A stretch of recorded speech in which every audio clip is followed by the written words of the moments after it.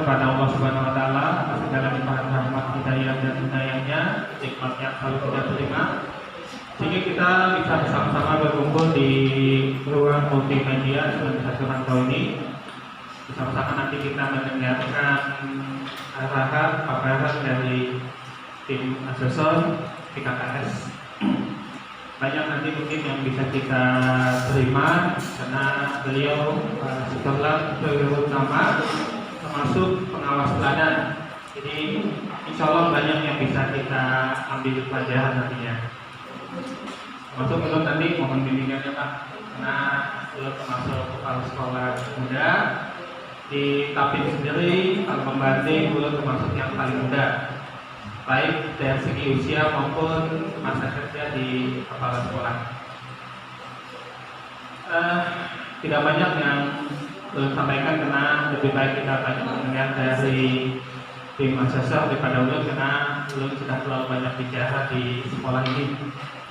Jadi mungkin sedikit gambaran Semanggil Santri Rantau saat ini memiliki tenaga pendidik dan tenaga pendidikan 747, maka 55 semuanya, 47 di guru, 8 di tata administrasi sekolah, jumlah siswa 558 terbagi atas 8 rombongan, di mana kelas 10 ada 3 kelas IPA, 2 kelas IPS, kemudian kelas 11 ada 7, 3 kelas IPA dan 4 kelas IPS, sedangkan kelas 12 ada 6, 3 kelas IPA dan 3 kelas IPS. Kemudian alhamdulillah ulun mengadopsi sekolah yang fasilitasnya bisa dikatakan lengkap. Boleh dikatakan sarana sanitasi kami, WC kami mungkin terbanyak sepanjang yang ulun amati. Beberapa sekolah kami paling banyak memiliki WC sampai untuk merawatnya kadang-kadang keteteran, sehingga sebagian kami tutup saja daripada tak terawat. Jadi sepanjang masih bisa memenuhi untuk siswa, sebagian yang posisinya agak jauh dari kelas kami tutup untuk menghindari kotornya itu. Kemudian sarana laboratorium, kita punya laboratorium IPA, fisika, kimia dan biologi. Sebenarnya ini lab biologi, tetapi sebagian mungkin karena termasuk di sini kan sekolah paling tua di Kabupaten Tapin, sehingga sebagian mungkin memerlukan rehabilitasi, terutama untuk lab kimia itu sudah kami usulkan ke Dinas Pendidikan tidak SMA untuk permohonan bantuan rehabilitasi, karena sangat memerlukan perbaikan baik dari segi fisik maupun sarana pendukungnya. Lalu sedikit informasi untuk data ulun pribadi, ulun Muhammad Syukrani, waktu masih guru di SMA Negeri 1 Banyumasin, kemudian pengangkatan pertama tahun 2014 di SMA Banuan. Bukan karena ulun istilahnya calon kepala sekolah berprestasi, cuma istilahnya istilah ulun dijawab gitu itu Pak. Tidak muncul apa-apa, tiba-tiba dipanggil, kemudian pada saat dipanggil kepala sekolah baru tahu bahwa ulun ditempatkan di SMA Banuan. Sempat stres juga jadinya. Di sana 2 tahun, 2018 sampai 2020, kemudian dirotasi ke sini sama di Santri Rantau. Ini adalah hampir menjelang tahun pertama ulun di sini, bertukar kabupaten dan istilahnya bertukar sekolah, betul tidak tepat bertukar sekolah betul karena SMA Negeri 1 Gambut dan SMA Banuan kan bertetangga, sehingga bisa dikatakan bertukar. Mudah-mudahan beliau dirahmati Allah, dapat ampunan, dapat posisi terbaik di sisi Allah Subhanahu Wa Taala. Amin ya rabbal alamin. Demikian bisa saya sampaikan. Mohon maaf atas segala kesalahan, mohon arahan bimbingan untuk kami semua Pak, sehingga bisa meningkatkan kinerja kami dalam memajukan pendidikan di Kabupaten Tapin ini khususnya dan Kalimantan Selatan secara umum. Mohon maaf atas segala kesalahan. Wassalamualaikum warahmatullahi wabarakatuh. Sekali lagi Assalamualaikum warahmatullahi wabarakatuh. Yang saya hormati Bapak Kepala SMA Negeri 1 Rantau, yang saya hormati rekan saya Pak Dr. Haji Samsir Alamsyah selaku penilai sumber daya kepala sekolah, yang saya hormati dan saya kenalkan Bapak Ibu sekalian, Dewan Guru, tenaga ahli sekolah SMA 1 Rantau, khususnya Karanda Pak Sarni. Jadi itu dulu banyak mengajari saya Bu, ya, tentang pembelajaran macam-macam ya. Kalau masalah fisika itu kita berguru sama beliau. Ya. Alhamdulillah, alhamdulillah kita panjatkan puji dan syukur dari Allah SWT, Tuhan Yang Maha Esa yang senantiasa melimpahkan rahmat taufik serta hidayahnya bagi kita semuanya, sehingga pada pagi hari ini kita diberikan kenikmatan, nikmat umur, nikmat sehat, sehingga bisa bersama bersilaturahmi di tempat ini. Salam dan salawat kita akan dari Pak Rasulullah SAW beserta para sahabat, keluarga dan juga kepada para beliau yang senantiasa amanah dalam mengganti salamnya sampai akhir zaman nanti, khususnya Bapak Ibu yang hadir di sini. Mudah-mudahan kita semuanya termasuk orang-orang yang mendapat syafaatnya dari Allah. Amin. Terima kasih yang tidak terhingga kita ucapkan atas penyambutan pada hari ini, di mana kami berdua ini diberi kesempatan untuk bisa berakhir. Dan mohon maaf mungkin baju akan berbeda hari ini dari yang lainnya, karena minggu yang lalu kita di SMA Daha Utara hari Rabu juga sama Bu ya. Itu kami berdua memakai baju putih, ternyata di sana semuanya pakai baju seserangan seragam seserangan. Terus hari ini Pak Haji Samsir datang ke rumah tadi itu yang kita pakai baju putih, lo udah pakai baju putih, kalau nanti seserangan pulang. Jadi supaya tidak 2-0, nah kita perlu memakai batik. Kalau ada yang batik, maka ulun bisa 1-1 gitu. Kalau pakai sasaran, Pak Haji Samsir ya. Jadi Bapak Ibu sekalian, di sini kita niati bersama untuk silaturahim, karena kita juga dulu sering kesini, ya, sering juga berduduk di sini. Tidak ada sama sekali hendak menyampaikan sesuatu atau misalnya memberikan sesuatu materi yang baru, tidak ada. Justru kedatangan kami berdua di sini itu ingin sekali merekam, mendapat pengalaman, ya, meminta pengalaman dari Bapak Ibu sekalian dalam hal pembelajaran. Karena sebenarnya penilaian kinerja kepala sekolah ini dengan akreditasi beda. Ya. Kalau akreditasi itu walaupun mungkin yang asesornya ada yang kepala sekolah, ada yang pengawas, tapi itu adalah penjaminan mutu yang eksternal dari Badan Akreditasi Nasional, ya, bukan dari dinas pendidikan. Jadi itu masuk yang eksternal. Sedangkan yang penilaian kinerja kepala sekolah ini sebenarnya tanggung jawab pengawas pembina, dalam hal ini Pak Swadi, Pak. Nah, jadi kami berdua ini hanya membantu saja. Kalau Pak Swadi itu merasakan bahwa SMA 1 Rantau itu bagian padinya itu cukup nyaman, manis, gurih, pecah di lidah, maka kami berdua di sini itu ingin merasakan apakah sama seperti itu. Nah, itu ya Pak. Ya Pak Sarena. Jadi sebenarnya bukan kami tidak berkontribusi apa sebenarnya, tapi justru kami ingin belajar kepada Bapak Ibu sekalian. Itu Pak ya. Nah, jadi kalau dari sampaikan aku sebagai pengawas terhadap hanya kebetulan saja kejabat Jibril juga, karena mungkin kurang peserta atau gimana kan. Nah, tapi sebenarnya kita syukuri Bapak Ibu. Jadi termasuk pertemuan hari ini kita syukuri karena semua bersyukur ya. Beberapa bulan yang lalu kalau ada pertemuan selalu di Zoom, ya. Jadi lo pernah dilibatkan kemarin Pak yang dalam penguatan kepala sekolah ya. Itu 2 angkatan, 1 angkatan 23 hari. 23 hari kali 2 di depan Zoom Bapak Ibu. Walaupun ada yang kita chatting Pak ya, chatting beberapa hari, tapi sebagian besar hampir 2 minggu lebih di Zoom kali 2 berarti kan sebulan.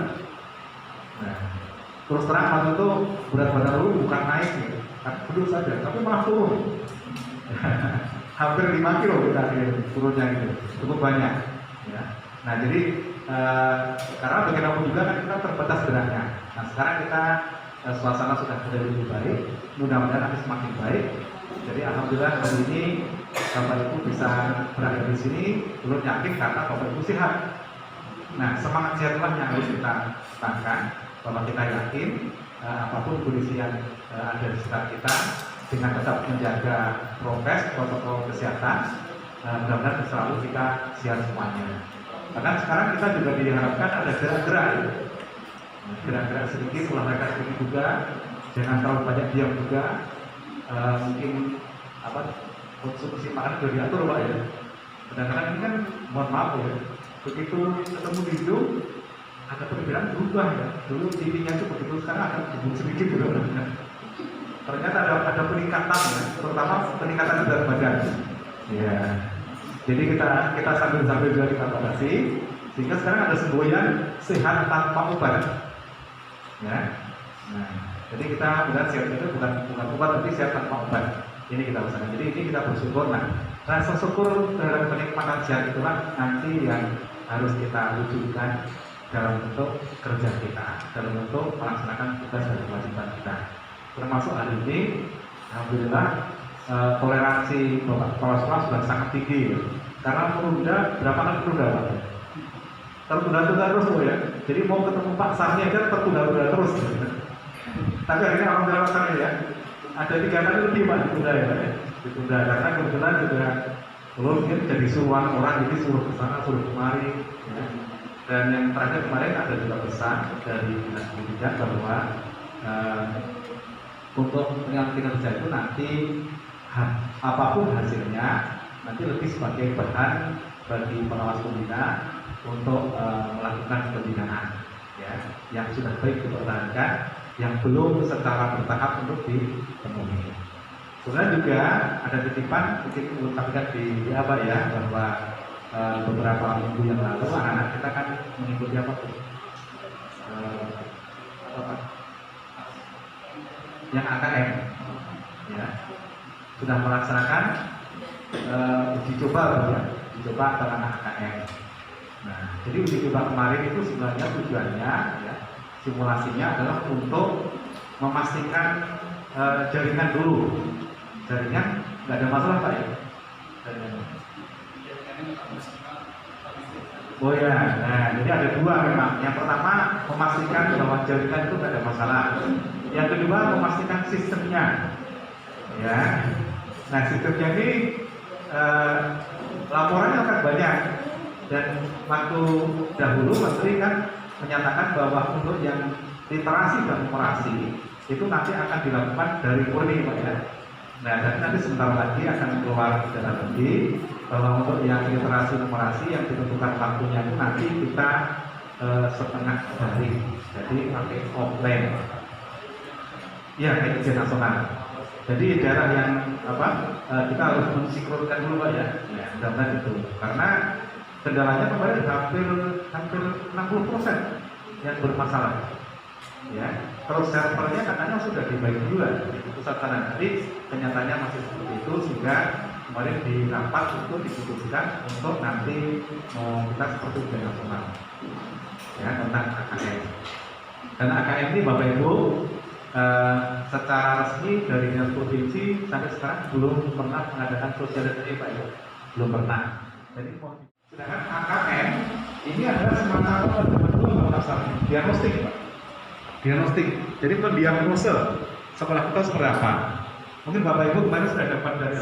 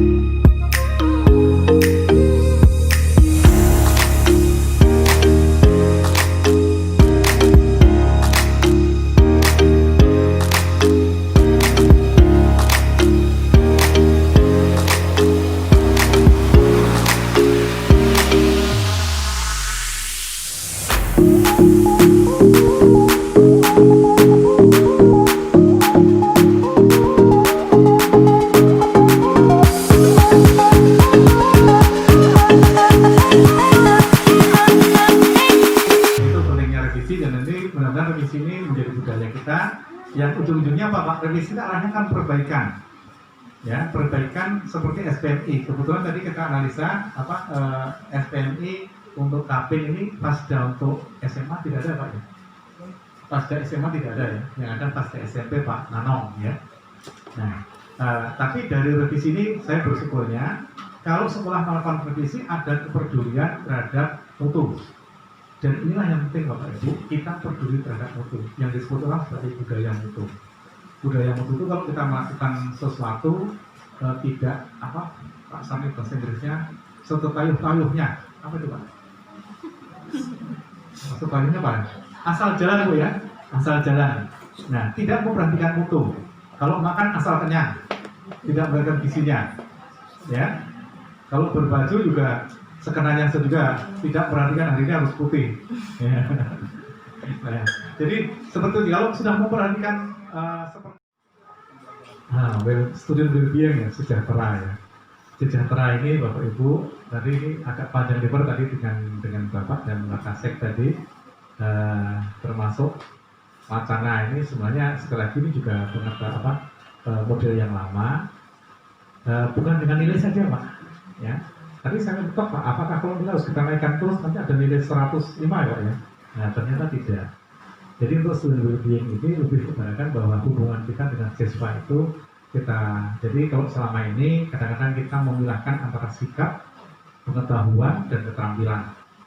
Seolah-olah ini pengetahuan saja. Bahkan sikap kadang-kadang kita terlalu kaku menggunakan rubrik-rubrik penilaian kaku. Nah, padahal tidak begitu Bapak Ibu. Student well-being bisa dimulai dengan bagaimana ketika kita tampil di depan kelas itu mengambil hati anak-anak itu, sehingga anak-anak itu tertuju dengan kita. Itu aja. Ya, apakah dengan memuji, dengan apa terserah ya, tertuju dengan kita, bukan dengan nilai, bukan. Ya, pendekatan kita macam-macam. Nah, kalau sudah anak-anak tertuju dengan kita, ya, maka nanti apa yang kita sampaikan, kita membawa mereka untuk sebagai pelatih kan guru ini sebagai Pak Sanit pendidik, ya, pengajar, tapi juga pelatih. Untuk keterangan kita melatih. Nah, mereka tidak akan bisa kita latih kalau ada ketujuan kita loh Pak. Kita ajari melakukan ini, praktikum ini, kalau olahraga kita ajari melakukan gerakan ini, gerakan itu. Itu nanti akan bisa lancar kalau ada ketujuan kita, harus ketujuh dulu. Nah, setelah ketujuh dengan kita, baru nanti bisa kita lakukan baik itu sebagai pelatih maupun pemberi materi pengetahuan, baru masuk ke sana. Nah, kemudian kalau kita sudah menyampaikan itu baru semuanya kenapa? Jadi mulainya sikap dulu, ya. Bahkan kalau tadi dalam bahasa Inggris Pak itu mungkin pengetahuan belakangan. Jadi sikap dulu, anak silakan berpanggil dengan bebas, dengan tidak takut salah, yang penting berani dulu ketujuh berbahasa melakukan percakapan bahasa Inggris atau communication. Nah setelah itu nanti baru belakangan masuk nanti ya bagaimana keterampilannya berbicara. Nah masalah tesisnya belakangan pengetahuannya silakan saja. Karena dalam hal kita di pondok pesantren sudah melakukan lebih dulu seperti itu. Sehingga kadang-kadang kita 6 tahun di SMP sampai SMA nggak bisa bahasa Arab. Kok mereka begitu masuk hanya berapa waktu? Mungkin alasan kita bahwa mereka waktunya lama. Ternyata setelah turun ke sana ke Darul Hijrah Pak ya, itu kan kita belajar ke sana Pak, saya sambil belajar ke sana, ternyata mereka seperti itu. Jadi lebih pada sikap dulu, setelah sikap mereka merasa ketujuh dengan gurunya, baru nanti keterampilan dan juga pengetahuan gitu. Jadi tapi itu fleksibel Pak ya, boleh dimana saja. Yang penting kita harus kita perhatikan ketika-tikanya. Jadi sikap berarti bukan berarti tanggung jawab saja, disiplin saja, tidak. Ya, tapi sikap untuk saling empati juga perlu kita tunjukkan di sana. Itu yang dimaksud bahagianya Pak ya. Sehingga ketika kita memberikan tugas-tugas atau di tes itu, anak berpikir untuk kepentingan anak, bukan untuk kepentingan guru. Bahkan ketika anak tidak bisa atau menjawab soal itu banyak yang tidak bisa, itu juga bukan kesalahan anak, tapi kesalahan guru. Mengapa sampai anak itu tidak bisa? Atau yang salah kelas sebagai guru? Apakah modelnya nggak tepat? Atau alat peraga yang kita pakai kurang atau nggak pas? Dan itu. Jadi akhirnya apa? Nanti ujung-ujungnya kita mengarah kepada untuk siswa, supaya siswa itu ikut belajar dengan senang, merasa aman. Nah itu yang dimaksud dengan student well-being Pak. Jadi kebahagiaan di sekolah itu. Terima kasih atas penyampaiannya. Untuk kali ini satu pertanyaan aja dulu. Nanti kan kalau ada yang perlu dikomunikasikan, dikonsultasikan, bisa secara pribadi dengan Pak Sukalan dan Pak Samsir. Untuk menutup pertemuan kita hari ini, mengambil berkahnya kita akhiri dengan doa. Kali ini kita mintakan Pak Edmo untuk memimpin doa. Silakan. آتنا في الدنيا حسنة وفي الآخرة حسنة وقنا عذاب النار سبحان ربك رب العزة عما يصفون والسلام على المرسلين والحمد لله رب العالمين بسر الفاتحة.